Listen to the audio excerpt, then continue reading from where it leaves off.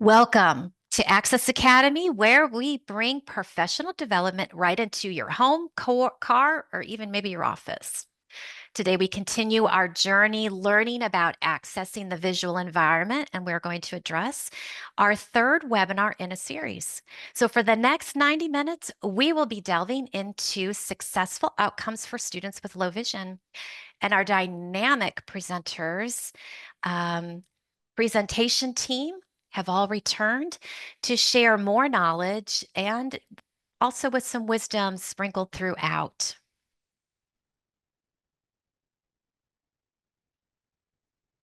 Our first presenter to introduce is Tara Bowie, Outreach Education Program Specialist through the Georgia Department of Ed.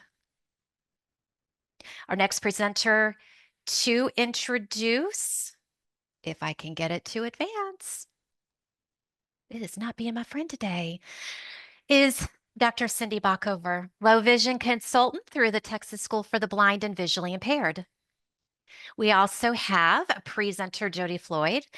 She is with us, and she is coordinator for Project Magnify with the South Carolina School for the Deaf and Blind.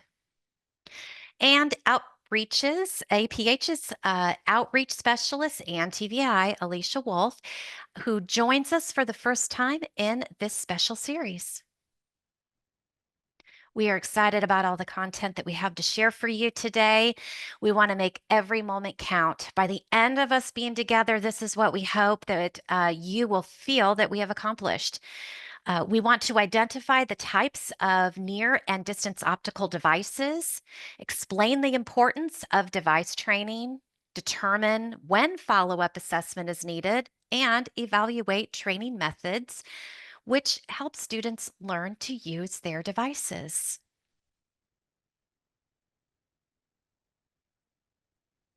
Okay, so we're going to go ahead and start with a quick overview of optical devices. Optical devices, as you should know, are designed to improve visual performance for individuals with low vision and can also be low and high tech. So some common categories that we're going to quickly go through are the stand magnifiers, our handheld magnifiers, digital high-powered reading glasses, our video or video magnifiers are also known as CCTVs, monocular telescopes, and wearable devices.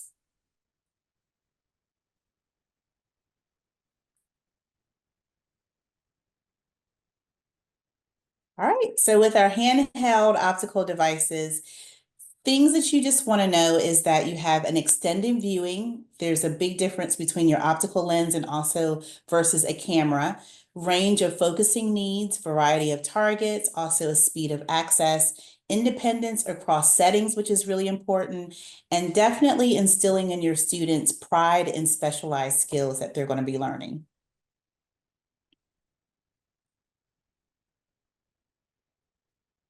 So the stand magnifier, non-digital magnifier that rests away from the paper, but at a fixed focal distance. There's not useful for long sustained periods of reading, very important to note. Also, it has a fixed power. It's not adjustable. Either that's going to be, for example, a 3x, a 4x, a 6x. Also allows the individuals to use both hands and also is very good for those with motor control issues. Often has a light to provide additional magnification. So that's your stand magnifiers. And then you have your handheld magnifiers, also non-digital magnifier that can be held in the hand. Focal distance is adjusted by the distance from the paper to the distance to the eye. Also, it has a fixed power, it's not adjustable, and also not useful for sustained reading. Then you have your digital magnifier, which we're seeing more and more of. An important thing to understand here is this is also handheld, but generally has a built-in stand. It's portable, but it must be charged daily if used consistently throughout the day. It also allows for adjustment of color, contrast, and magnification level. And there are different screen sizes available. So that assessment is very important to know whether your student can handle a 5-inch, a 7-inch, or needs to have a 10-inch model. Also, name brands, you will be familiar with our APH video. That's that Juno. Also, there's a Physiolux, a Smart Lux, Candy, different types of compact digital magnifiers, also known as video magnifiers. Also in our overview, we have our high-powered reading glasses. Most of you probably might have a bit of a reading glass. It might be a smaller power, but this is truly hands-free because it's wearable. And the magnifier, it just increases reading speed. You're not holding anything. You're not bringing anything from the paper to the eyes, just putting those glasses on and allowing a hands-free experience. Also very close work. This is for reading distances. And you also need time to adjust. So in thinking about those reading glasses, making sure that individuals and students have time to adjust to that power. And then daily practice sessions to build tolerance and stamina for sustained reading. Now, again, our video magnifiers, this can be for near and distance or just for near. Our CCTV, that is the closed circuit television system, stationary or portable models. Digital magnification that uses a camera, remember we talked about camera versus lens, to project an image onto a monitor, and then also allows for adjustment of color, contrast, and magnification level. That's what makes these much more powerful in the advancement of what a student can actually do with their magnification. Some models may have optical character recognition, which is your OCR features. And then depending on the model, you can magnify both near and distance images. And then also portable, but depending on the model, may have to be plugged in at each location. Now we get into our monocular telescopes. Monocular telescopes magnify objects at a distance. This is something that we say all the time. You will always see someone pull it up and say, yeah, I can see that paper and they're looking at near. Always at a distance. Also convenient to carry, pocket size and lightweight. Most of them you will also have a string where you can have that around your neck and you can just pull to your eye. It's also available in a variety of sizes and magnification levels.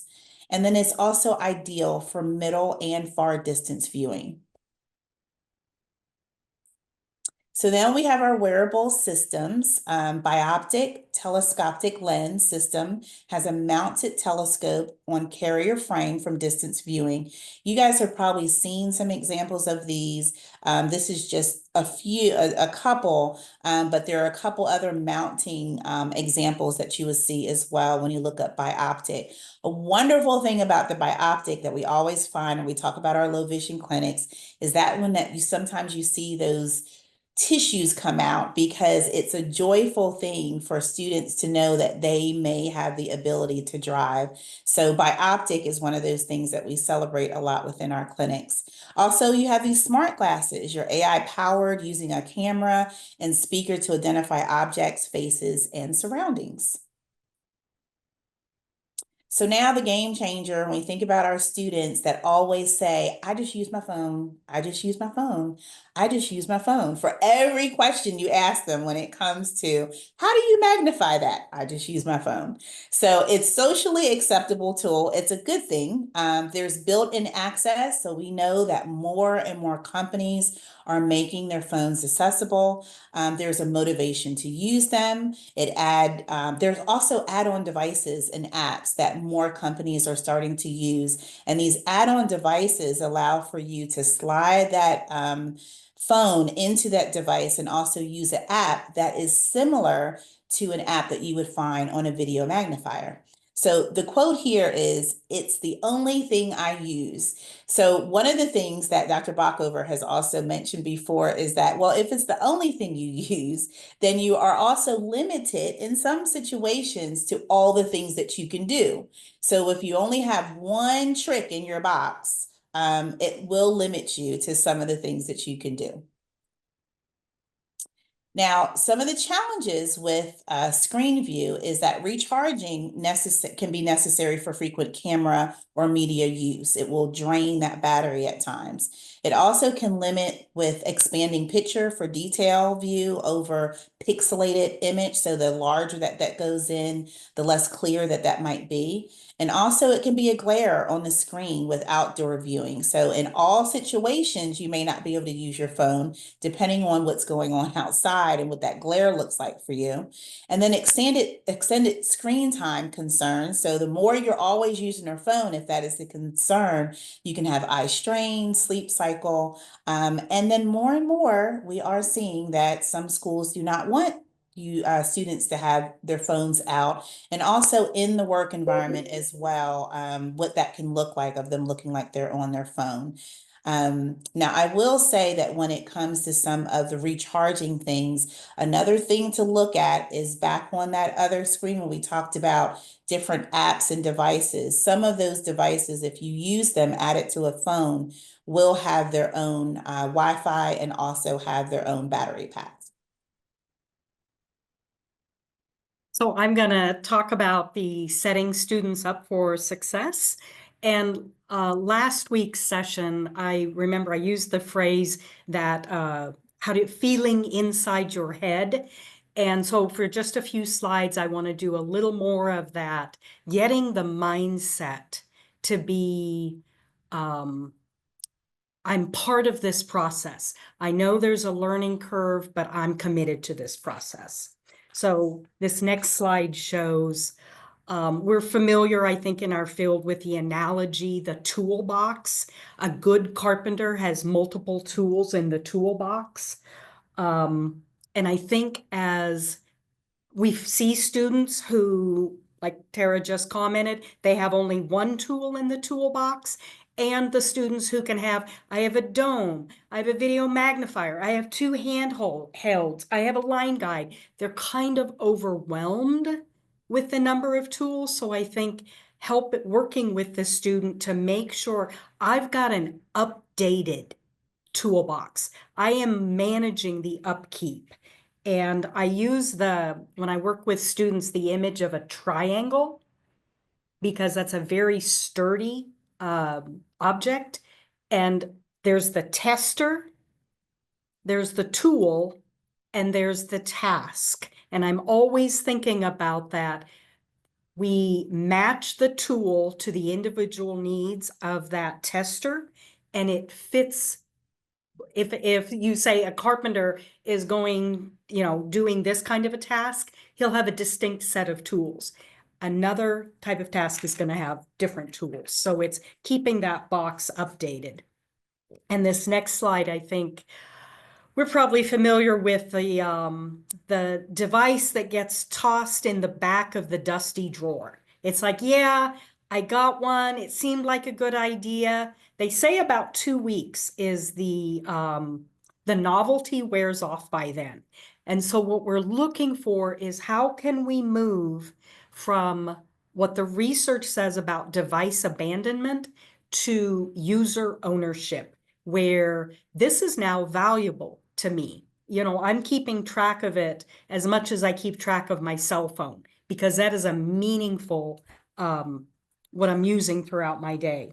So the acronym, what the research supports, that a person is more likely to embrace, to use, to make it consistent if the device is durable, if there's ease of use, it's not too complicated, if it's affordable, so cost sensitive on this, that the user is involved in the process.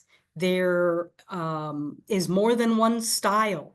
Why does power matter? Okay, you helped me understand that. So that they're involved in understanding the prescription of the device to their needs, that it's dependable, that it consistently does what I need it to do, and that it's effective for the task. And I think we always say, no tool is perfect. So I have to understand the limits of it as well as the benefits.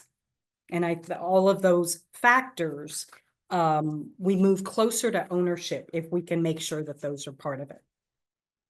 So when looking at, I think especially in the student population, we're familiar with that resistance or, even the crossed arms from a student. Nope, that's not for me. I'm not doing that. My peers aren't using it.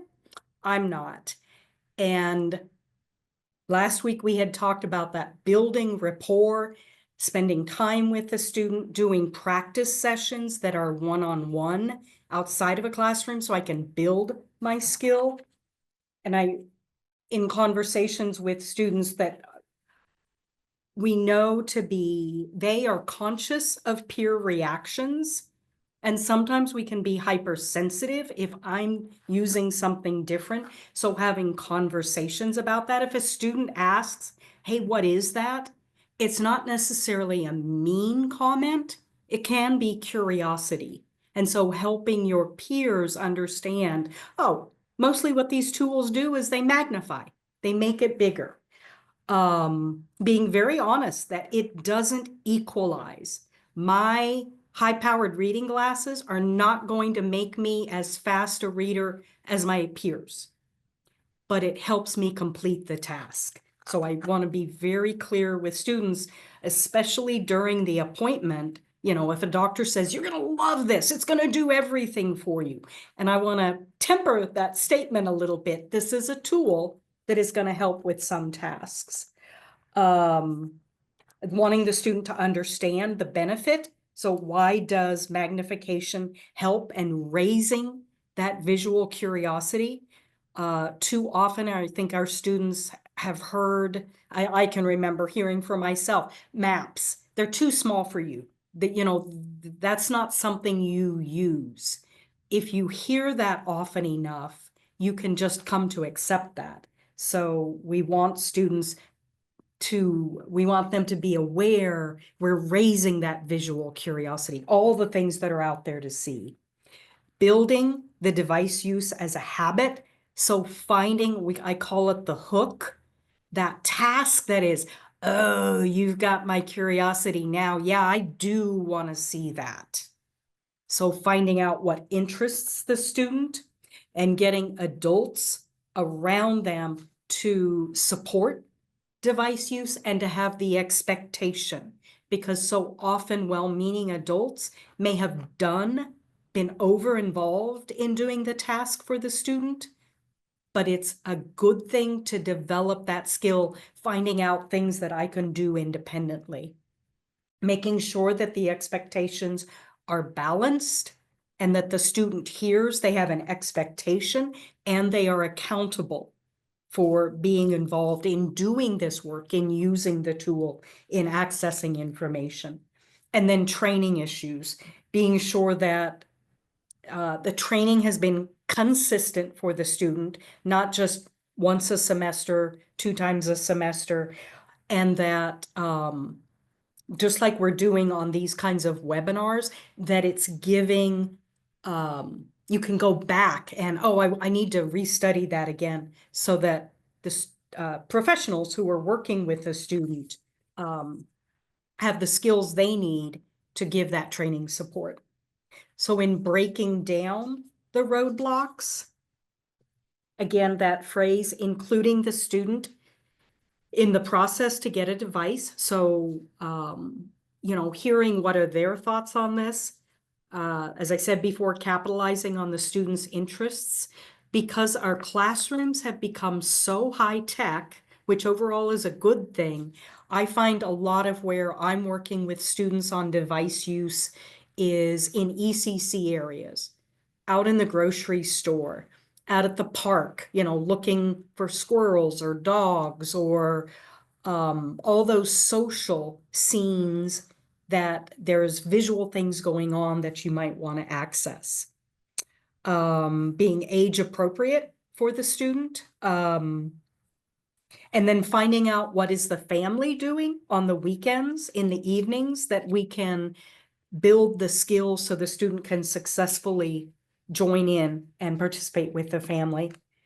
One of those that's like keeping up with what is your student's interest. I remember doing a search activity with a student who was really into sports. So copying those mascots and using those as targets where the student was searching for them, finding out what is it that interests the student and engaging them.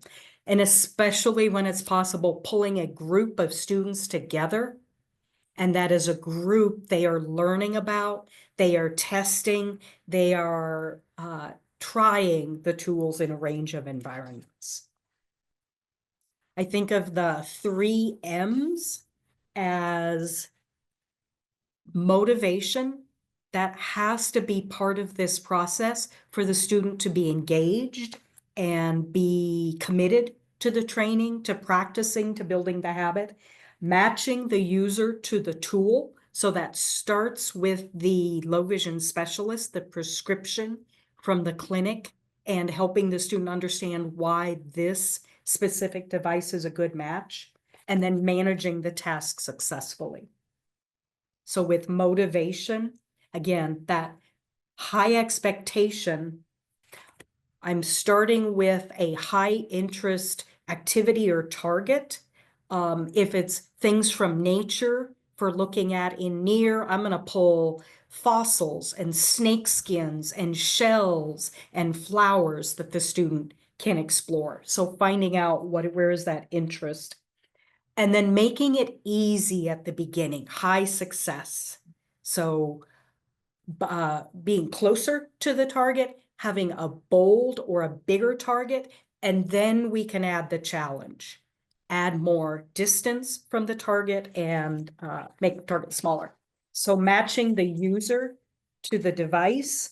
I want students to understand what the power of their tool is. So do I have a 4X? Do I have a 6X?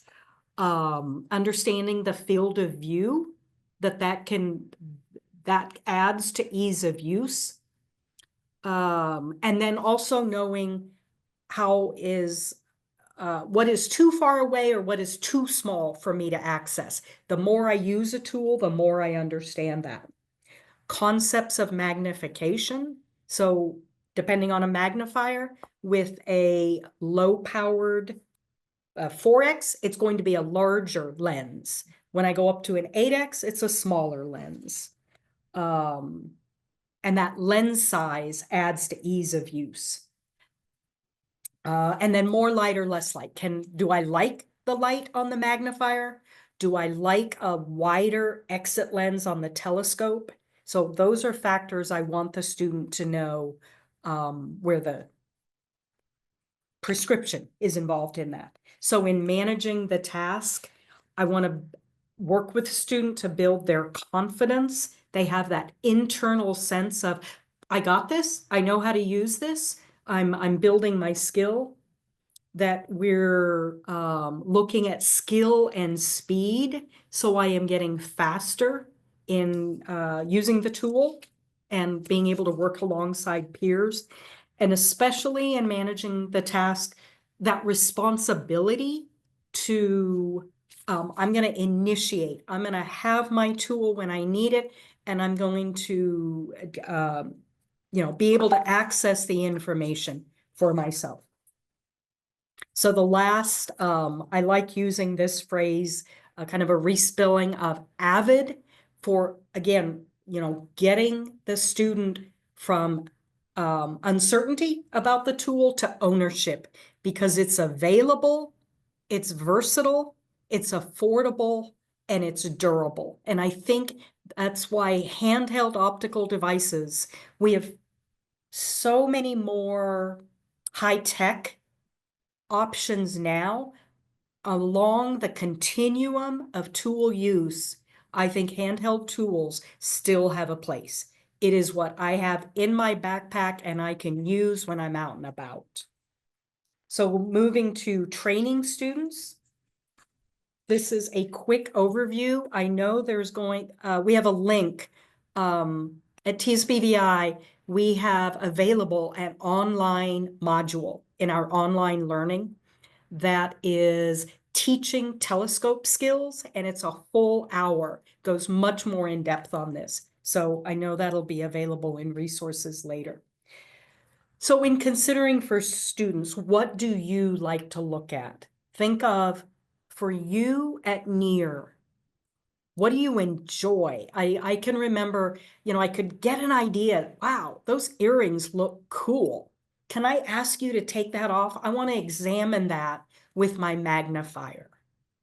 Or a logo. What would you list are the things at near that you value? And what would your students say? Again, having that conversation, and as age appropriate in each of these levels. So these technical terms that come up, an overview on the sequence of skills for device use.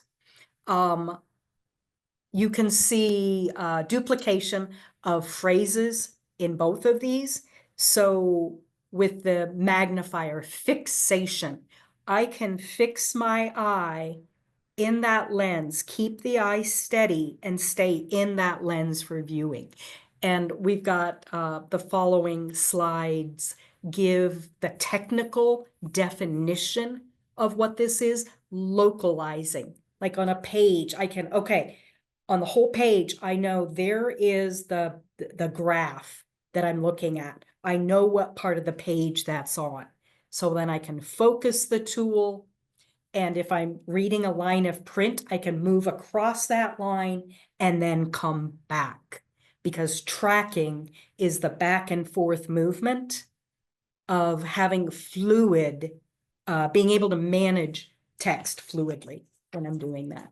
So I'm not going to spend, these are available, the definitions, for you to study more on your own, and we'll continue to go into them for the next few minutes.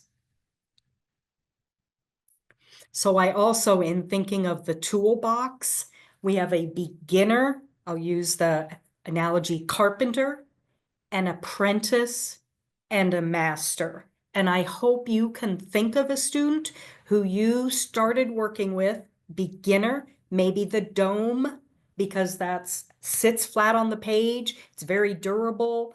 And then they moved up. Oh, a handheld. So a little more sophisticated skill in that. And the master, he's taking it everywhere, uses it in multiple environments, sets challenges for himself. I love art museums, and for the longest time I didn't know how beneficial even a magnifier, if you can get close enough to material, or a telescope to examine that painting, because you can get the thickness of the brush stroke that the artist used. So you get a lot of detail, and I want students to understand, push that skill up to where you're exploring even more. So quickly looking at the near skills, and I call it, if you think of balancing a magnifier, because I call it the eye to the lens and the lens to the material or the target, kind of the ELM distance. There's a sweet spot of focus in there. The magnifier is right against my eye, I'm not giving it power. If it's flat on the page, I'm not giving it power. So I have to find the sweet spot and find a system for stabilizing. If I'm using a handheld magnifier for an extended period, I'll sometimes just use my pinky and wrist as the base. And if that hand gets tired, I'll flip it and I'll use the thumb as the base. So finding a stabilizing method, using a line guide at the start. If a student is tracking across, or excuse me, moving across a line of print and then coming back, once they've got the habit internalized, they're not always needing the line guide. Setting up sessions for extended practice. So I'm building stamina. We sometimes have students who they get fatigued quickly at the beginning, but if we're doing routine practice, typically we can get extended sessions. And some students really like keeping a record. you know, how quickly did I read that paragraph? You know, we're doing a timed test, and also keeping a list of the range of ways that they're using the magnifier. So I think spotting tasks, we do 1,000 spotting tasks a day. It's a quick grab of information, and I'm getting the tool focused on that spot of information, and using a search, like I use a lot of times food packages, because that nutrition grid is a good practice for, can I move down the grid? Can I move across it to look at the milligrams and the percentages? So finding spotting tasks that are engaging for your student. And then looking at text when we're scanning, because that's the saccadic eye movements that go next word, next word, next word. And this next slide is going to talk about the repetitive fixations required to look. And when we think a target from one group of words to the next group of words, it's a flick of a half second. You're moving across the line of print. So maintaining steady fixation through that lens. Starting with double-spaced material is easier because more white space, it's easier for me to find where I am. And then using a consistent pattern where the student knows they're going way to the right edge and then back to the left edge for managing lines of text. And as much as possible, especially with young kids, hiding a joke inside, doing a funny story about them for a paragraph or two, that they're using the magnification to read something that is entertaining for them. And then finally, especially with near tasks, lighting is everything, and we have so many options of what kind of lighting is out there. Being able to prop up the material like a 3-ring binder, so it takes the glare off of it when you just slightly slant a material, and then helping the student identify there's more than just a 20/20 pen. We have multiple pen tips that don't have to be like a magic marker. So finding the pen tip that fits you. And in resources, there's going to be an ergonomic checklist that talks about posture, how important posture is in this. So we're going to look at distance. And again, what are the things in distance that you value looking at? And I know I'm running short on time, so with skills for, I always call it a scope. I think that's a more fun term, and I want the students to be able to feel that in referring to their tool. So find the object through the scope and then stabilize, whether you bring your elbow into your body or you use your other hand to pop the elbow on top of that stabilizing base, and then set focus. And we can practice helping a student identify what's in focus. And then stay fixed on an object, like staying fixed on a television screen can be a good practice, or following a moving object. It's a more advanced skill. But again, finding in a gymnasium, on a practice field, a dog playing, that's not a beginner skill, but we build up to that. And again, these are the terms for telescope use, and we get a little more into that. These are a couple of repeat slides that we're just ensuring it applies to the distance tools as well as the near tools. And when I mentioned using a CCTV to demonstrate blurry and clear, do you and the student agree on blurry and clear? When I'm working with a student on a telescope, I'm checking for, if we're looking at a target that's 20 feet away, do I set clear at the same spot that the student sets clear. If they have a high refractive error, meaning thick glasses, we may not agree on the exact spot. We'll be close. So we can practice showing blur on a CCTV, and then through the telescope, the student, while they're focusing it, they have to be looking through it. I'll have students that'll just hold it away from them and start turning the barrel, and there's no way you can know if it's getting clearer or blurrier.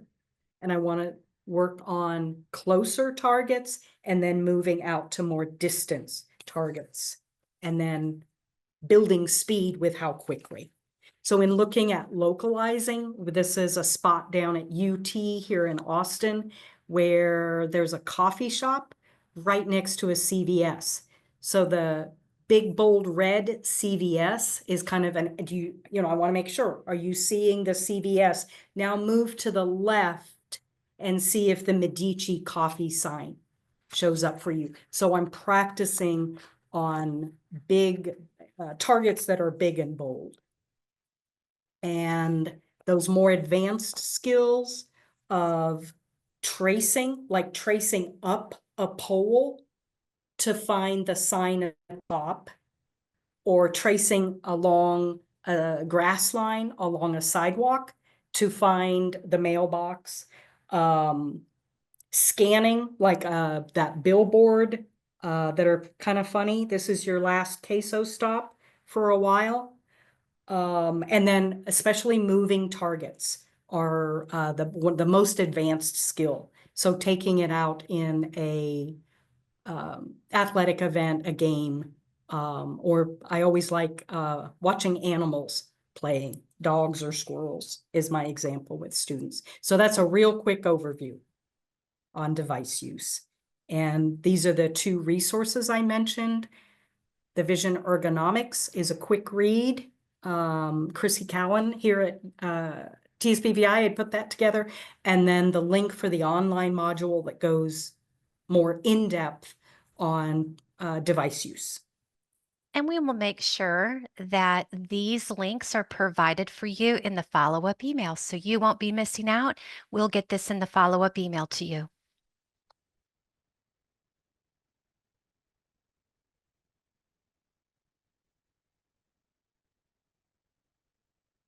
It is not advancing.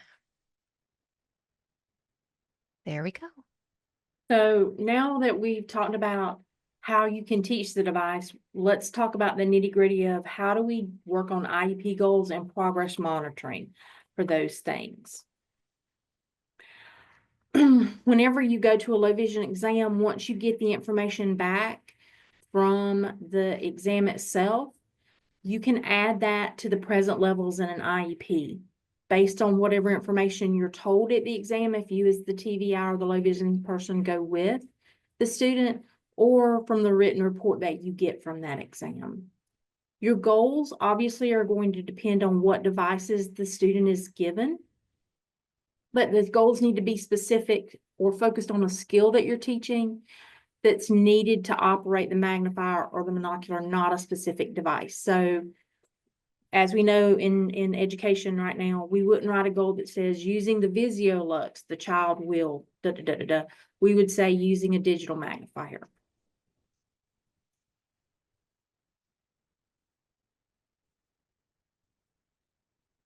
So if we're looking at writing IEP goals,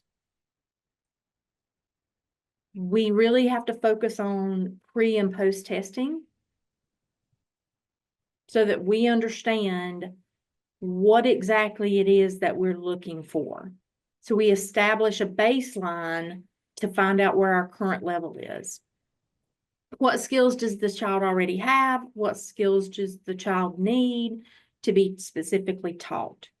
The reason why pre and post testing is so important is that it helps us to establish a benchmark or a target to work toward.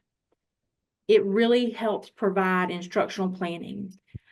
If you are working with a student who is older, who's already been exposed to dome magnifiers, then you might not have to work on a tracking skill or, using that magnifier to go across a line because the child's already familiar with how to do that. So you're not reteaching skills the child has already learned. To really look at your IEP goals, you ask, well, what device is the student going to be training to use? What are the specific activities that we want to look at the child doing? And then finally, are there any specific skills that need to be addressed by the child? You can always write your IEP goals with a broader idea in mind, or you can make them a lot more narrow in scope. It just kind of depends on your district and your state and what guidelines have been provided by them. These are some samples of some potential skills that you can monitor that are both narrow in scope or broad. So for instance, with near, you can ask the student to communicate the purpose of the magnifier. You can work on a goal that talks about stabilizing the material. You can fold that into another goal that is talking about reading a variety of print formats. Also writing a goal for developing stamina, depending on what the student started at, and then what's your target for them being able to use that magnifier or that monocular for. Distance is the same thing. An idea would be, can they properly clean a monocular? I know that we often stress keeping your devices clean, keeping your glasses clean to students so that you can properly use them and see. But the way you clean a near magnifier is very different from the way you clean a monocular. And making sure children know that they cannot submerge their monocular in water is a very important thing. Identifying, as Cindy said, it's key to make sure that the student understands, is the monocular in focus or not? Locating and identifying different targets, stationary items, and then tracking with the monocular to follow a moving target.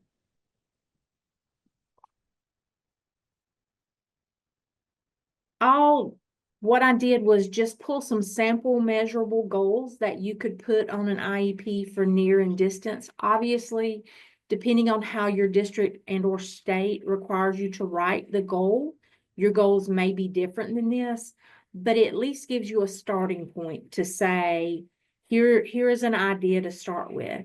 For example, the state that I currently am in, we have to start IEP goals generally by saying using a magnifier or using so we do a given statement. And then we will say the student will demonstrate the ability to independently identify, handle, and store a magnifier correctly. We would have to put a baseline here, from a baseline of 0% or 20% or whatever you've used to measure your student's pre-goal correctly in 4 out of 5 opportunities, or from a baseline of 1 out of 5 opportunities to 4 out of 5 opportunities.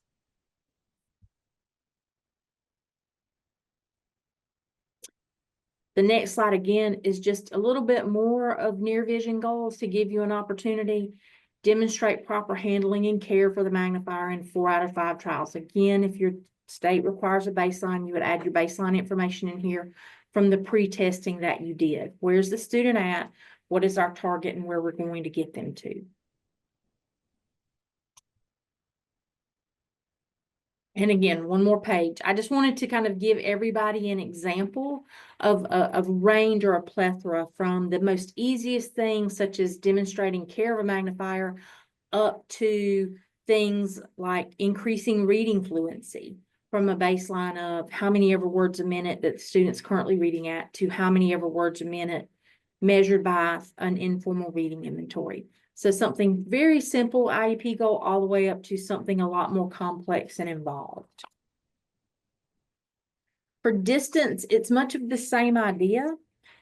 We're talking about increasing independence and efficient use of the monocular to access distance visual information in educational settings. Again, making sure that you're within your districts and your state's guidelines, aligning and focusing the monocular on targets within 3 to 5 seconds with an 80% accuracy over 5 trials, from a baseline of 20% accuracy.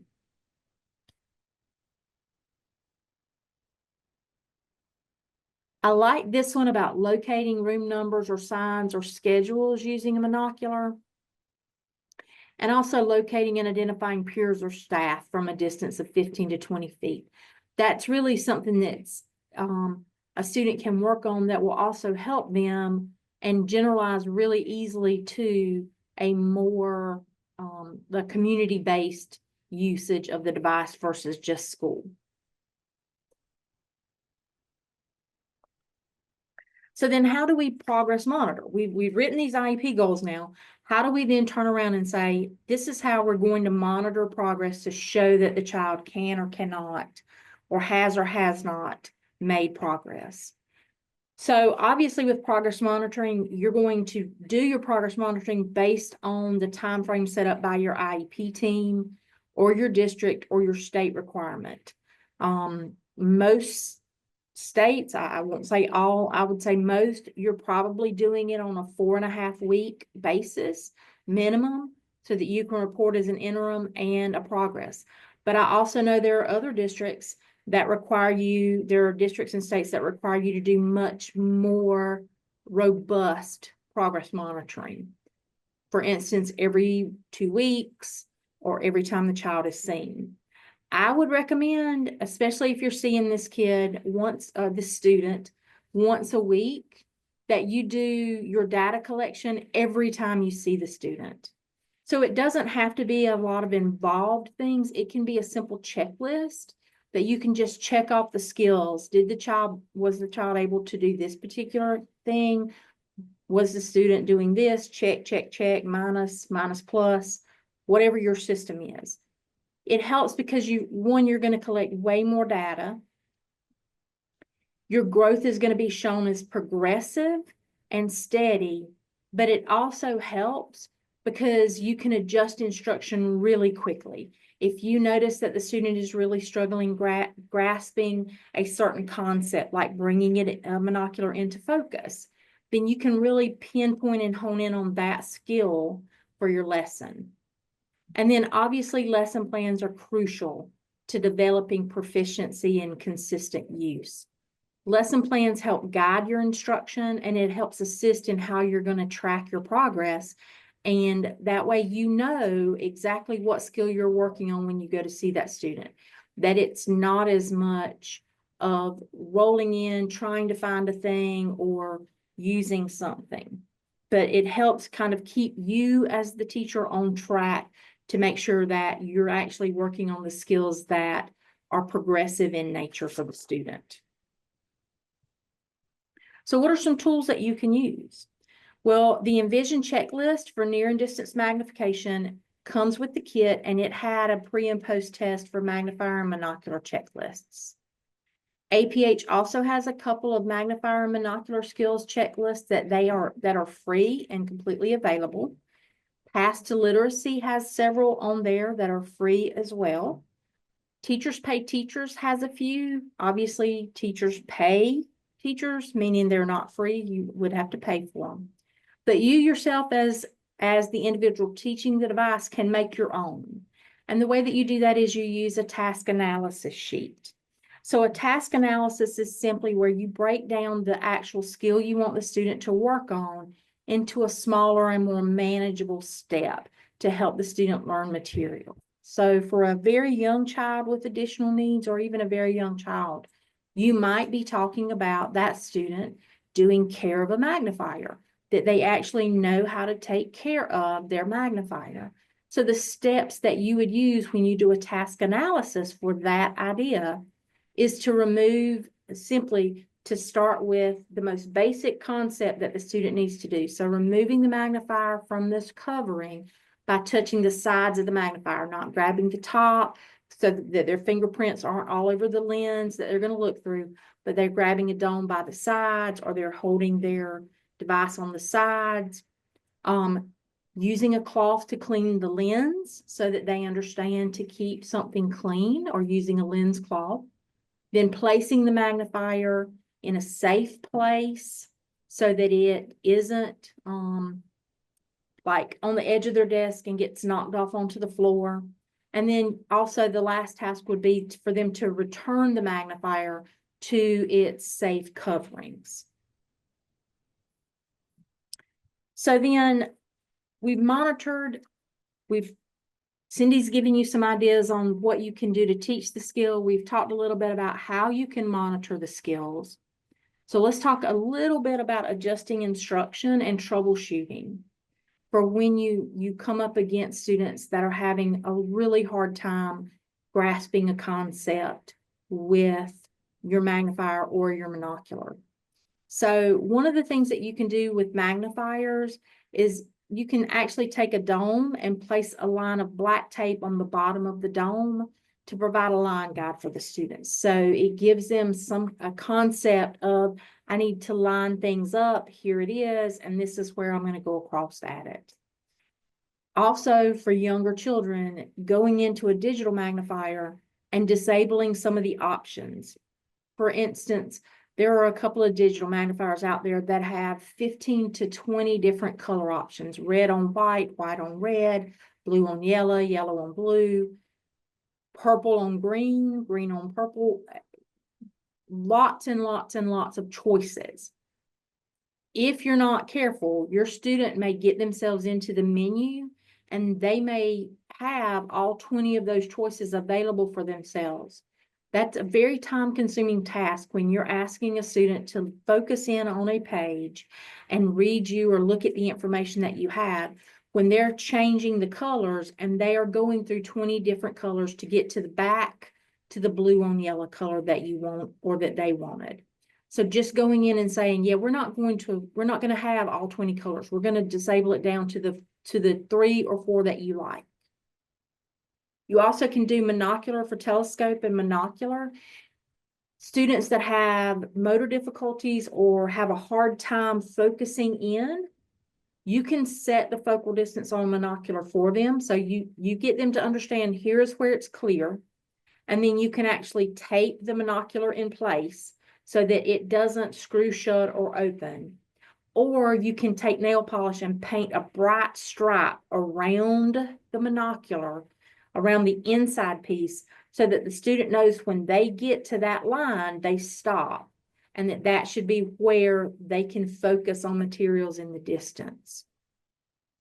You also can consider a wearable device for students with motor difficulties. If they have cerebral palsy or some other type of condition that might cause their hand to shake or to make stabilizing their monocular difficult, there are different types of devices that will clip onto current glasses, or as Tara mentioned before, that you actually can wear that will help with the monocular in place. As Cindy said, keep it bold, keep it big, and keep it simple. Also, one of the things you can do is for monocular, start with the child right up against the material and then have them slowly back away 1 to 2 steps at a time, because sometimes you need to clearly see what you have before you're backing away.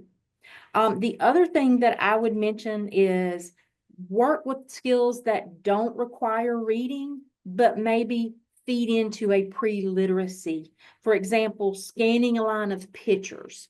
So ask the student, you now can adjust picture size in PowerPoint, in Word, in a Google Doc to make it as small as you need it to make. And then you can print them out and have the student look at that line and ask them to either find something at the beginning that matches in the rest, or you can have them tell you details about what they're seeing on that line. For a monocular, you can start with fast food logos. Most children may not can read the word McDonald's when they're 7 or 8, but I guarantee you if you put a McDonald's logo in front of them, they would identify McDonald's logo way before they would read the actual word McDonald's. So you can build literacy skills with a student that it doesn't have to be actual reading tasks. Just as Cindy said, make it fun and look at how you can adjust your instruction as needed for the student.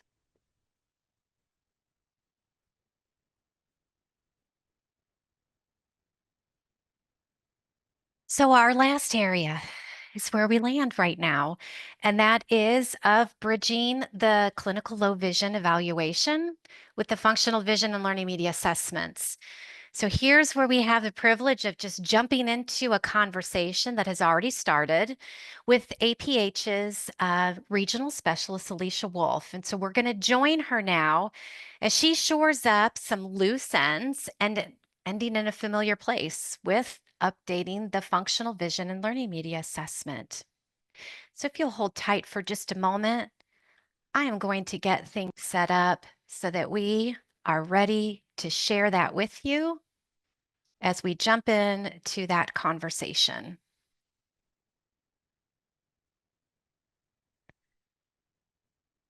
I just need to make sure that I don't lose focus. It is easy to lose your dashboard. And so I'm looking for my dashboard right now because it disappeared. Okay.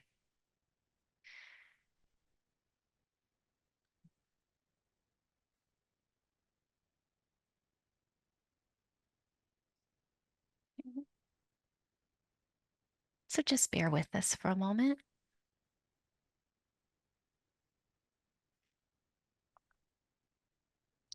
As our learners grow, so must we. Their progress calls us to respond. We could treat the functional vision and learning media assessment like frozen documents, but they are living, breathing records that should evolve with our learners to reflect the whole learner, especially after clinical changes or new low vision devices or tools come into play.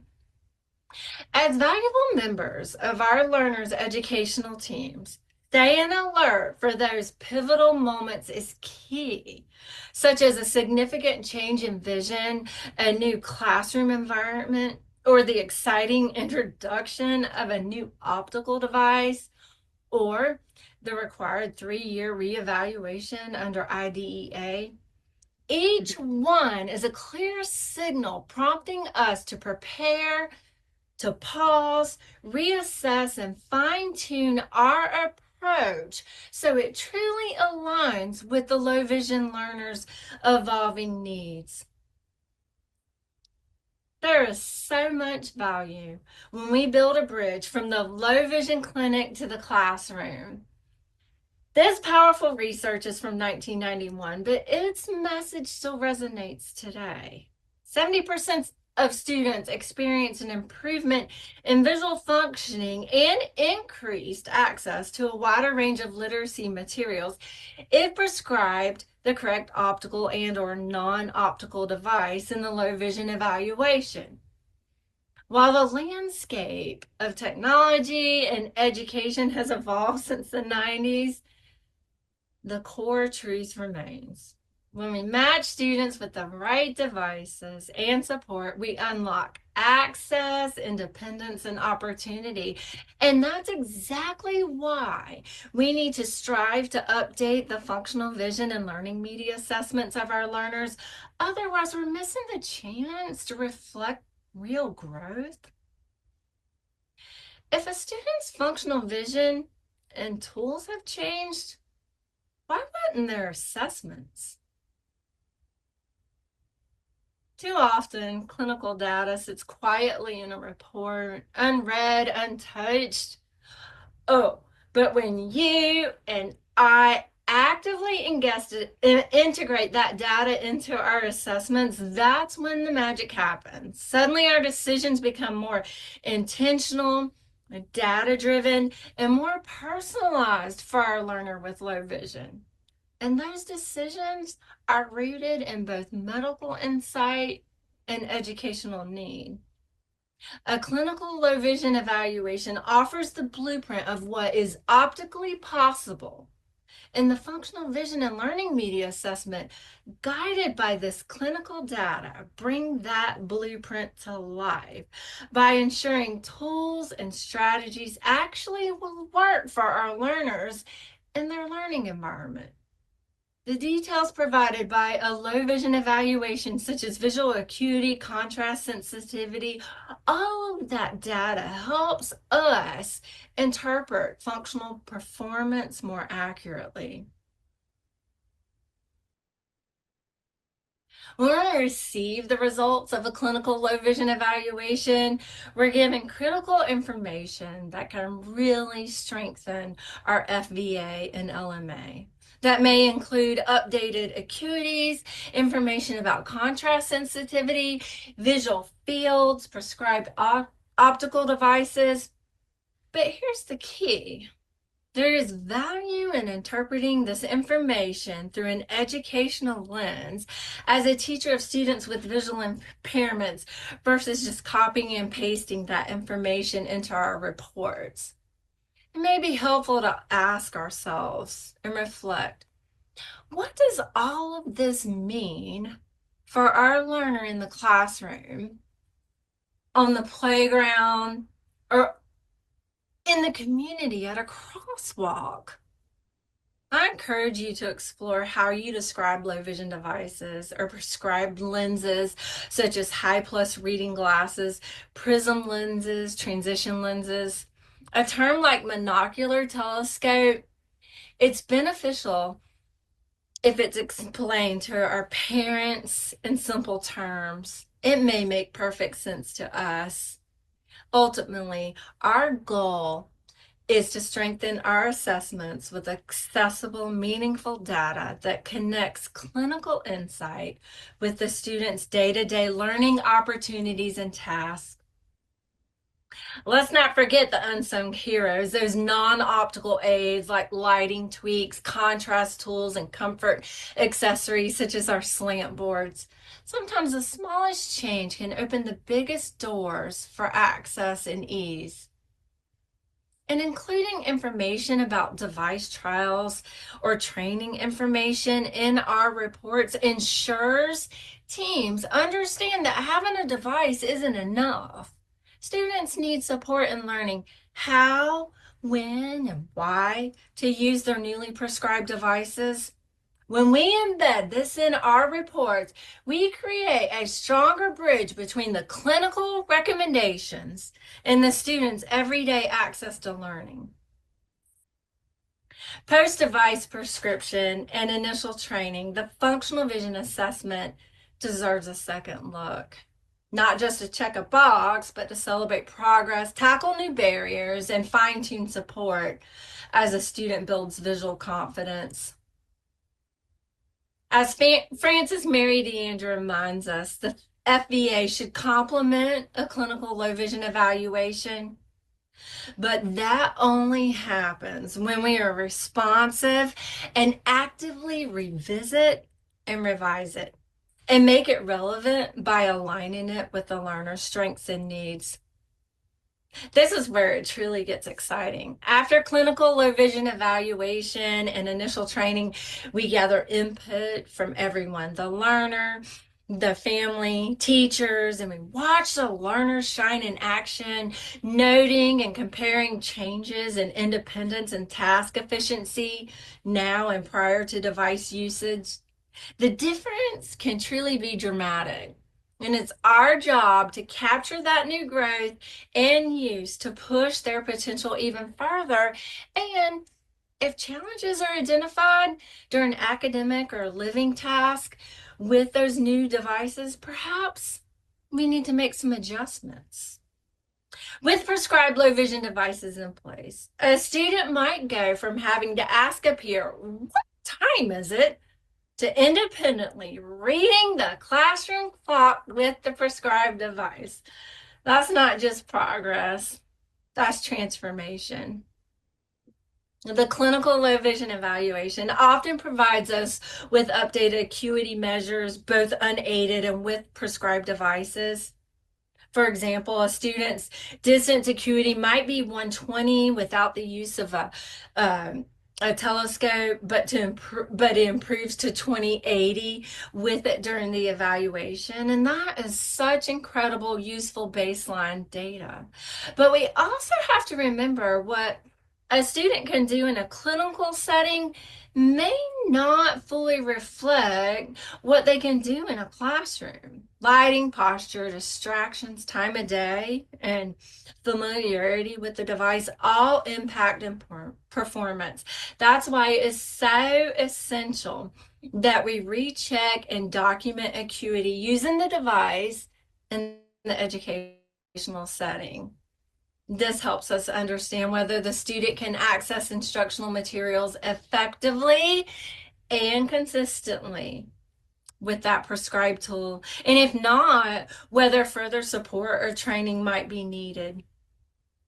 Maybe now the student can track across a whole worksheet or prefers cool lighting instead of warm. These small shifts can totally transform learning. And there is so much value in capturing this data in a learner's updated FVA.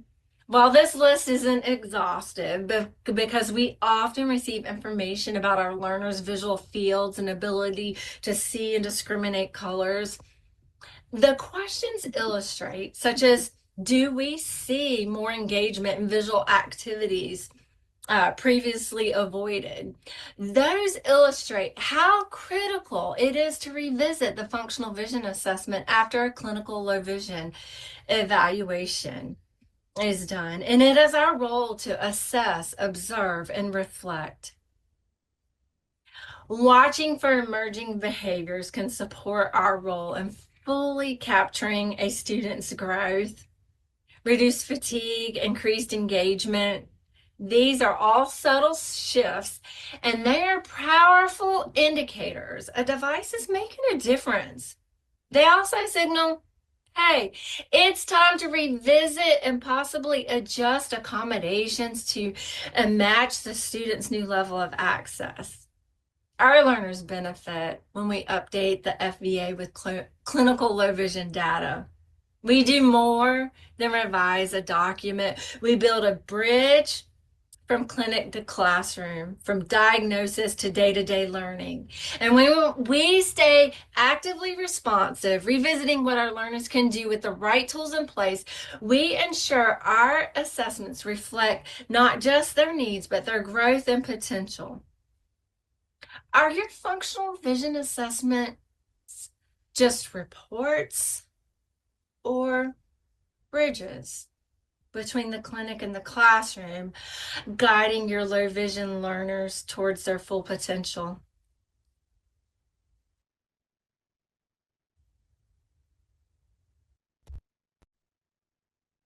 What I appreciate so much about listening to this piece of info, everything from this content today is about reflecting that growth, whether it's the progress monitoring or the assessment.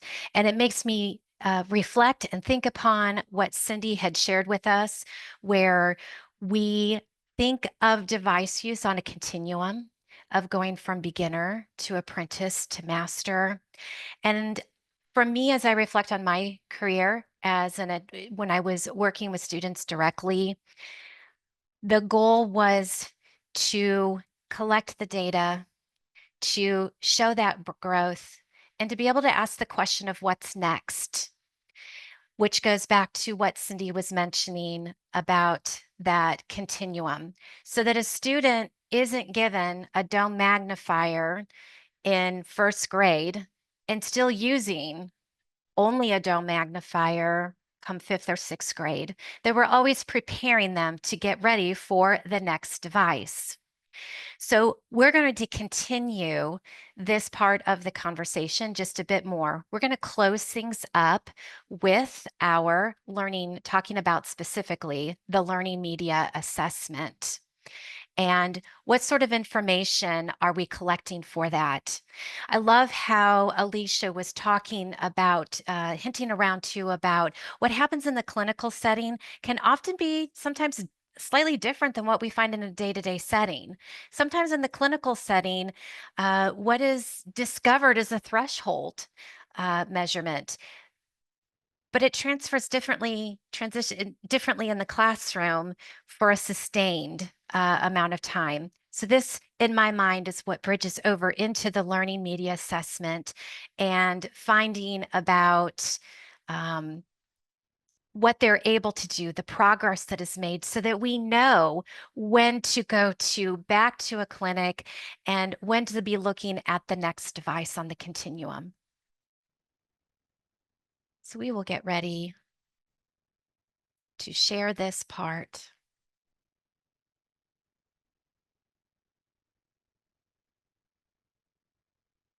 Just a moment.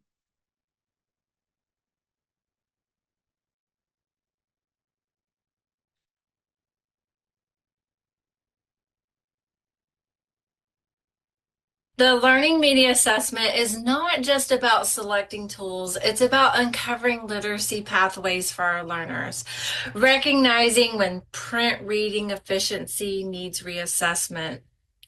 Has a learner with low vision progressed from using large print to using regular print with a prescribed magnifier?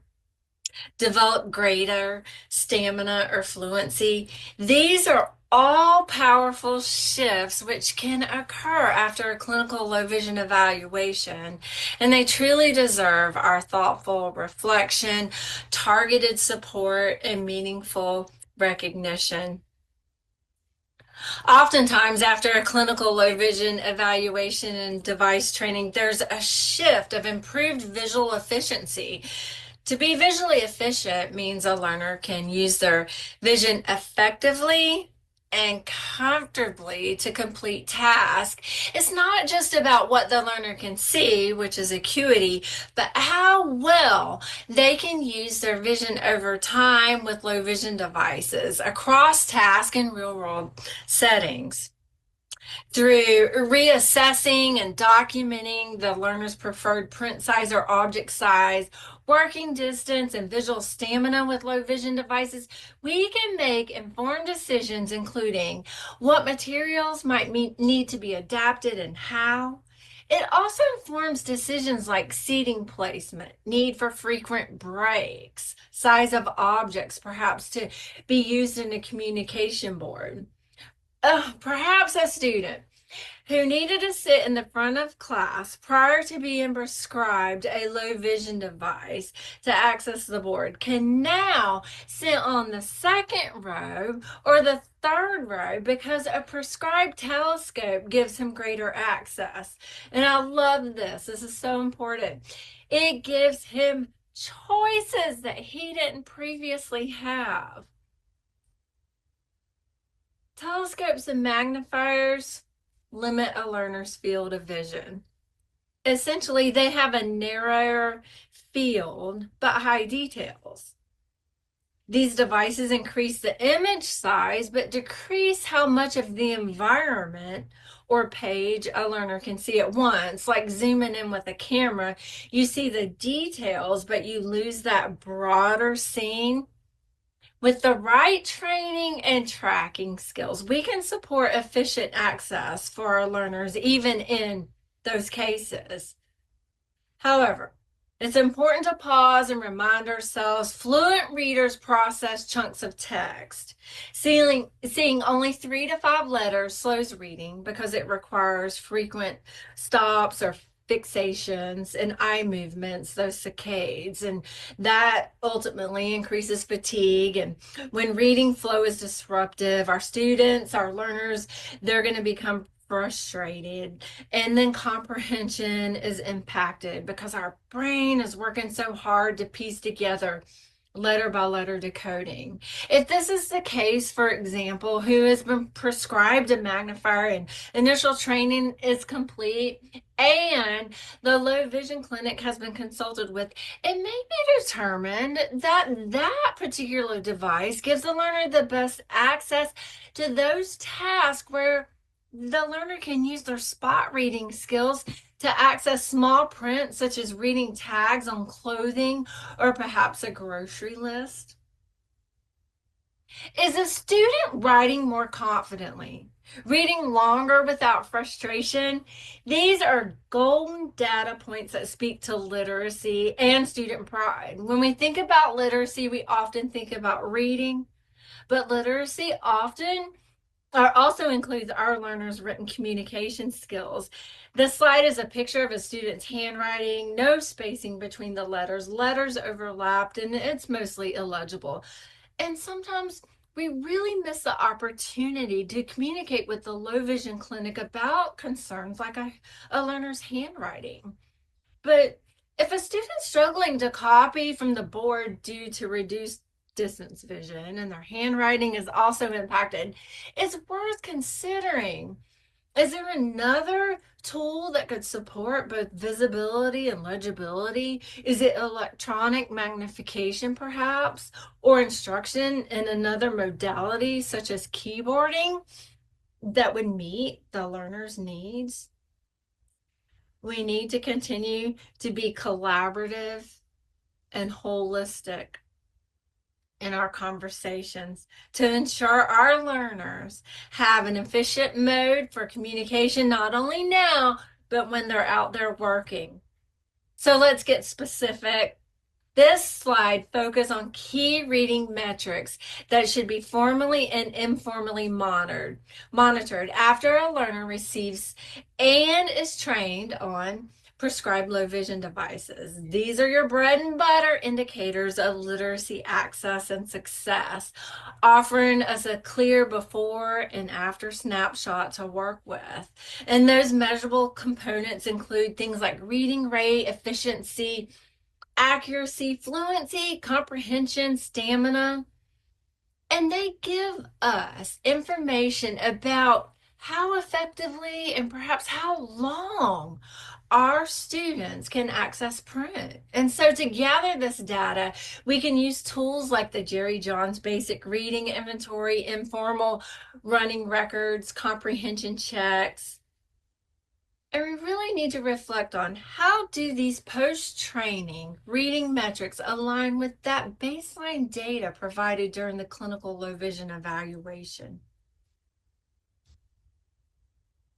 Other data to update in the LMA includes access to educational materials. First and second grade books, the typical print size ranges from 16 to 18 point size font, and that's to support our emerging readers. And in third grade, curriculum-based materials like science books where students are reading to learn, the font is often 12 to 14 size font.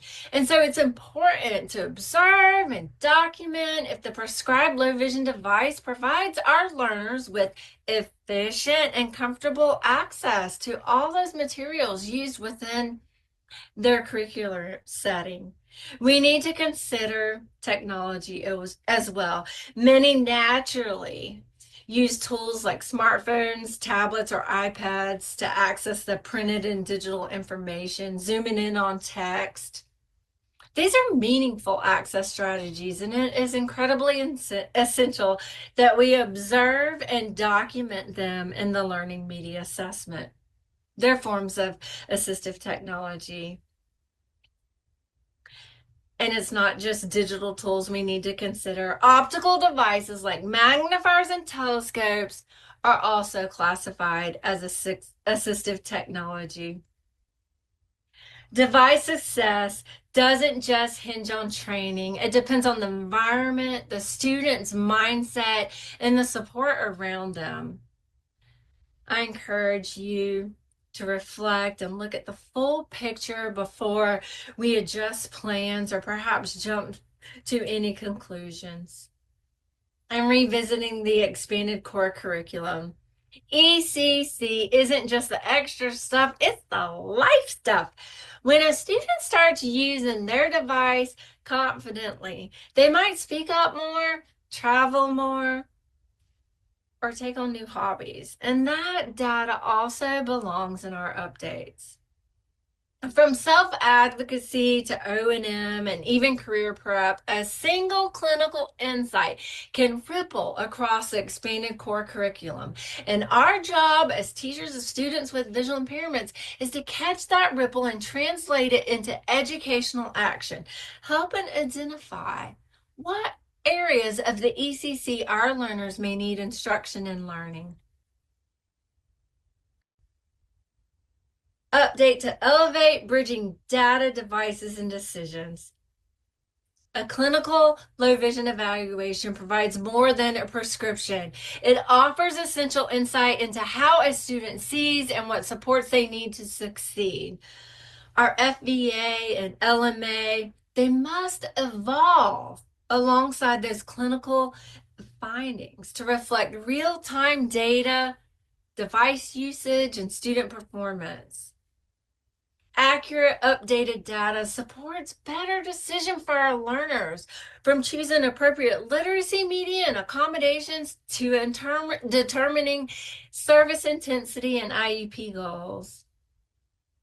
Our assessments are most meaningful when they don't just track data, but reflect our students' journeys.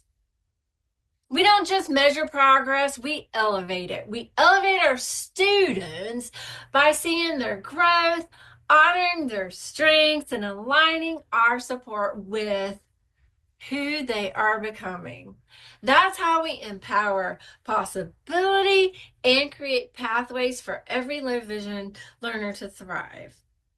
Will you take what you've learned today and what has perhaps inspired you to ensure the clinical low vision evaluation, functional vision assessment, learning media assessment become not just tools, but living testaments to your learners with low vision, their growth, resilience, and potential? Every child with low vision is a story yet to be written. And let our assessments be the pages that honor their becoming.